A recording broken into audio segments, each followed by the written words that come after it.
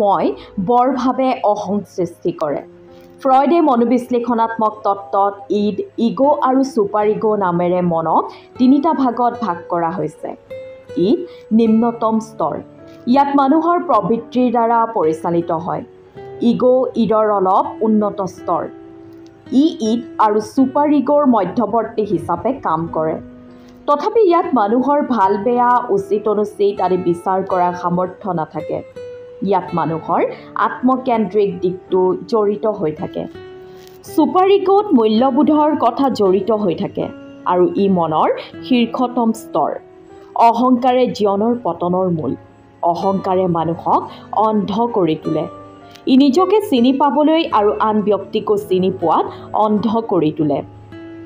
প্ৰতিজন ব্যক্তিৰ হৈ নিজস্ব জ্ঞান কৌশলৰে এক নিৰ্দিষ্ট সীমা থাকে। ব্যক্তিজনে সৰ্ববিশেষজ্ঞ, সৰ্বগুণসম্পন্ন হ'ব নোৱাৰে। কিন্তু সেই অহংকাৰে নিজস্ব গুণ দক্ষতাক চিনি পোৱাত আৰু নিজৰ সীমাবদ্ধতাক বুজি পোৱাত বাধা জন্মায়। সকলো ক্ষেত্ৰতে বিশেষজ্ঞ পণ্ডিত, সৰ্বশক্তিমান হিচাপে নিজকে ভাবিবলৈ বাধ্য কৰি তোলে। তেনে মনোভাৱে মানুহজনক পতন নিশ্চিত কৰি তোলে। অহংকাৰে মই বৰ ভাৱ জন্মায়। মই মোৰ ধৰণৰ শব্দবোৰে অহংকাৰৰ সৃষ্টি কৰে। কোনোবাই যদি অহংকাৰী হৈ পৰে তেন্তে আনক সন্মান, শ্ৰদ্ধা, ভক্তি কৰাৰ দৰে সুগুণবোৰ বিকাশৰ ক্ষেত্ৰত প্ৰত্যাহ্বান জনায়। আন ব্যক্তিৰ গুণ দক্ষতা সামৰ্থ্যৰ ওপৰত ভেঙুচালি কৰিবলৈও পিছ নুহুকে। আনৰ জ্ঞান কৌশলক অৰ্থহীন, অপ্ৰয়োজনীয় বুলি বিবেচিত কৰিবলৈ মনত ভাৱ জন্মায়। আনৰ ভাল বা উন্নতি হোৱাৰ ক্ষেত্ৰত শুভেচ্ছা, আন্তৰিকতা প্ৰকাশ কৰিবলৈও টান পায়। কোনোবাই সহায় কৰিলেও তাক ধন্যবাদ এটি জনাবলৈও ইচ্ছা নকৰে। অহংকাৰী লোকক কোনেও ভাল নাপায়। তেওঁক কোনেও শ্ৰদ্ধা নকৰে। তেওঁ সমাজৰ এলাগী হৈ যায়। তেওঁক কোনেও সংগ দিব নোখোজে। তেওঁলোকে সমাজৰ নীতি নিয়মৰ লগত মিলিব নোখোজে। তেওঁলোক সমাজখনৰ লোকসকলক মানুহ বুলি গণ্যই নকৰে। নিজে নপতা ফুকন হৈ সমাজখনত জীৱন নিৰ্বাহ কৰে। সেয়ে ক্ৰমে সমাজখনৰ পৰা ফালৰি কাটি আহে। সমাজখনেও তেওঁলোকক গ্ৰহণ কৰিবলৈ অস্বীকাৰ কৰে। শেষত তেনেকৈয়ে তেওঁ নিসংগতাত ভুগি জীৱনটোৰ শেষ পৰ্যায়ত উপনীত হয়গৈ। বৰ্তমান সময়ত মানুহক ধন দৌলত, ক্ষমতা আদিয়ে অহংকাৰী ভাৱ জন্মায়। তেওঁলোকে ক্ৰমে নিজৰ ক্ষমতা, লাভালাভৰ কথাহে দিনে ৰাতিয়ে চিন্তা চৰ্চা কৰে। ব্যস্ততাময় আৰু কৃত্ৰিম জীৱনবোধে মানুহবোৰক আত্মকেন্দ্ৰিক, ক্ষমতালোভী আৰু ভোগবাদী জীৱনবোধ গঢ়ি তুলিবলৈ বাধ্য কৰায়। মানুহে নিজৰ প্ৰাপ্য নাপালে কোনো কামতে আগবাঢ়ি আহিবলৈ ইচ্ছা নকৰে। তেনেবোৰ মনোভাৱৰ ফলত আমাৰ সুন্দৰ সামাজিক সম্পৰ্কবোৰৰ মাজত বৰ্তমানে ঘূণে ধৰিছে। বিভিন্ন অসামাজিক, অনৈতিক কাৰ্যবোৰ দিনক দিনে বাঢ়ি আহিবলৈ ধৰিছে।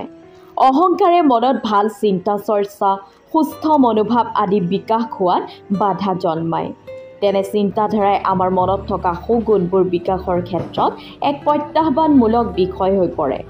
কাৰণ তেনে অহংবোধে মানুহক অন্ধ কৰে। নিজৰ ভাল বেয়া, উচিত অনুচিত, ন্যায় অন্যায় ধৰণৰ বিচাৰবোৰ মনলৈ আহিবলৈ অৱকাশ নিদিয়ে। তেওঁলোক নিজক লৈয়ে ব্যস্ত থাকে।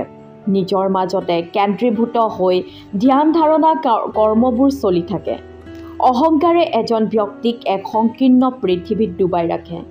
যিহেতু তেওঁলোক নিজৰ ইচ্ছা অনিচ্ছা, আশা আকাংক্ষাৰ বাদে আনৰটো গ্ৰহণ কৰিব নোখোজে। নিজকে একেবাৰে শুদ্ধ আৰু সৰ্বে সৰ্বা বুলি ভাবি লোৱাৰ পিছত তাৰ নতুনত্ব আৰু মৌলিকতা তথা গঠনাত্মক চিন্তা বিকাশৰ কোনো মনোভাৱ নাথাকে। যাৰ বাবে নিজৰ ভুল ত্ৰুটিসমূহক চিনাক্তকৰণ কৰি তাক পৰিশোধিত কৰাৰ দৰে সুযোগো তেওঁৰ একেবাৰে নাথাকে। অহংকাৰে নিজৰ বিকাশ আৰু প্ৰগতিত তলা লগায় বুলি ক'লেও হয়তো ভুল কোৱা নহ'ব। কাৰণ অহংকাৰে নিজৰ সামাজিক পৰিকাঠামোৰ সম্পৰ্কবোৰ ভাঙি দিয়ে।